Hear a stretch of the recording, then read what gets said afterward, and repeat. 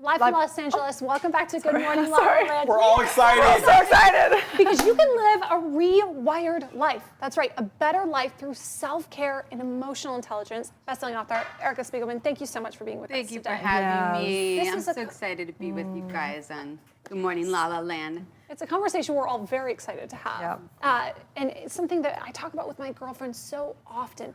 Really rewiring ourselves, taking care of ourselves so we can do it all. Yes. How is that possible? Well, it all starts with our thought habits, you know? I mean, when you guys were talking about this morning about just being present and mindful, it comes down to like, what do we think about all day? Because our actions are gonna come from our thoughts. So again, growing up, we have old narratives and stories. We were made fun of, or we had some issue or trauma at some point, our parents divorced, or whatever's gone on in our lives. We have stories we tell ourselves about who we are as men and women, and relationships, what they're like. And so we really have to look at our old narratives and stories and ask ourselves, is this true? Or what I think about myself, like negative self-talk, let's say, is that really true, or is that an old belief that doesn't serve me anymore? And so we kind of have to start looking at our thoughts. So the first chapter is about our thoughts and our narratives, and then being authentic and really living our truth now.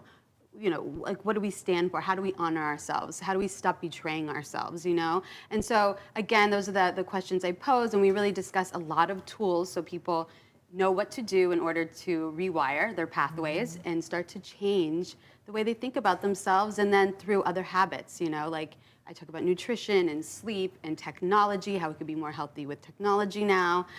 So we do touch upon all the facets of our life. Love this conversation. I love this conversation because I'm all into neuroplasticity. Okay. But also, I love, and I found that the rub for most people is that they want to tell the better feeling story because they want to feel better. Yeah. But then the story that feels true is not that. So how do you help people come around to a place where they can tell a better feeling story that's based in truth? Yeah. Well, one of the questions I ask my clients is, they'll say, I don't know who I am really. I've been living, a life of, full of masks, or I've been putting on a show, or I've had, so many different roles in my life. I don't know who I am. And I always say, well, let's start with who you're not. It's like, are you a nice person? Yes. So we make a list. Are you somebody that loves to help people? Yes. And then we could kind of begin to see, well, this is who you are, And so from there, that is your truth, and start living your truth. Put your actions so they match, they're congruent with what's in your heart. And there's a whole chapter in here on values, like you're saying. We all have different values we live by. So it's good to identify, what do you live for? We all have different values. So for me, it's authenticity and freedom and love, So I want those things in my life. For some people, it's power. It's, adventure. It's curiosity.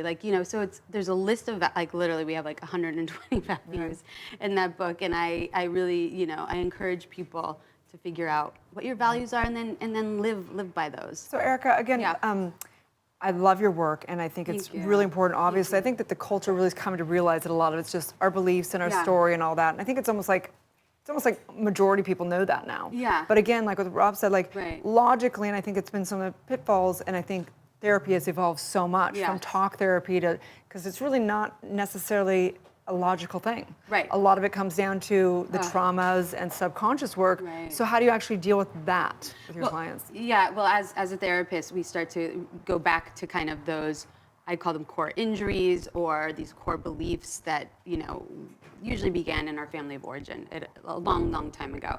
For instance, I had a math teacher tell me, and I was always good at English and history and creative in those ways, and a math teacher said, forget about math to me. You'll never be great at math, so focus on writing, focus on that. And that moment, I believed her, and that belief stuck with me through college, really. I mean, I didn't even try on my SATs in the math section, and then I, started my own business, and obviously I like math, and I'm okay with math, and I can do it. But again, it was identifying, where did that belief come from, and I had to do a lot of soul searching, and through years of discovering, my own narratives, it was apparent to me that was a belief that wasn't serving me any longer. So if you work with a therapist or a counselor, even yourself, in my book, I outline how we can do that. There's a journaling exercise where I'll give you direction of how to start. If you have beliefs about relationships, where did they come from?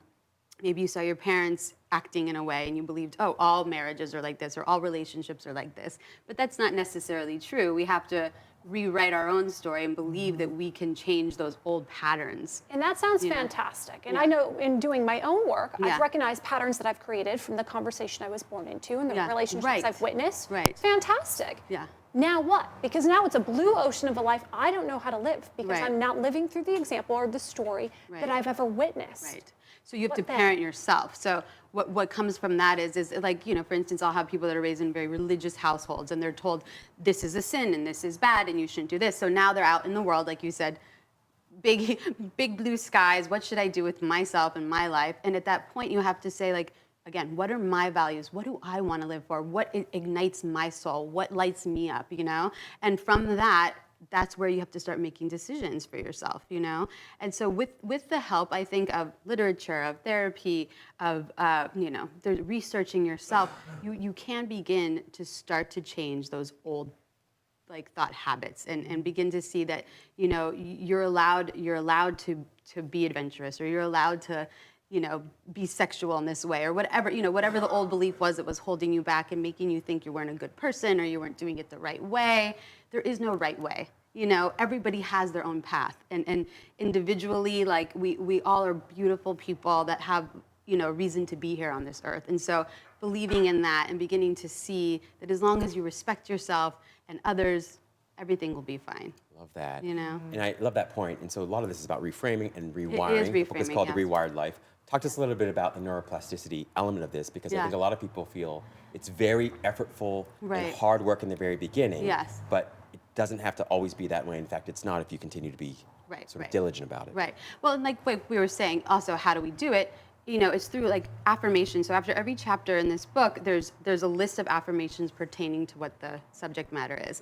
So if you say, you know, I am worthy of something, right? And you say that every single day, or you get up in the morning and you exercise, you know, or you get up and you make a beautiful breakfast and, you know, nutritious, you know, way to start your day off. If you start doing that repetitively every day, repetition, every single day, the pathways in our brain will change, but it comes down to time. You have to be patient and you have to be consistent. If you do something once a week, it's not going to take root, you know? Like, that's why every morning, get up and have a practice of gratitude. Get up every morning and make a nutritious breakfast. Get up every morning and exercise if you want to, but do it consistently, because that is the way our brain changes.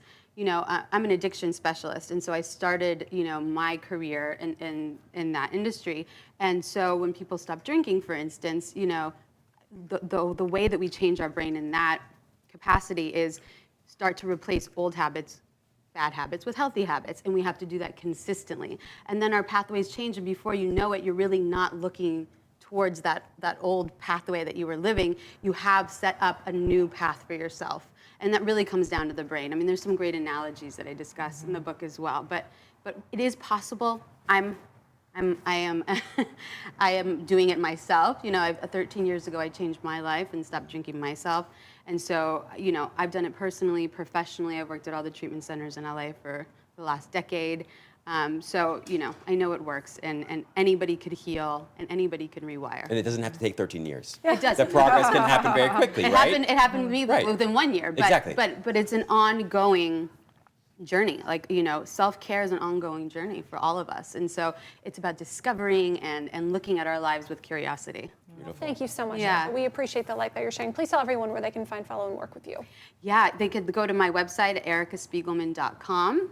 I am on Instagram at eSpiegelman and Facebook, and The Rewired Life and my other books are on Amazon and Barnes & Noble, and anywhere books are sold, actually. Loved So. it. Right. Thank you Yeah. so much. Thanks so much. Thank you, Stay guys. tuned. We'll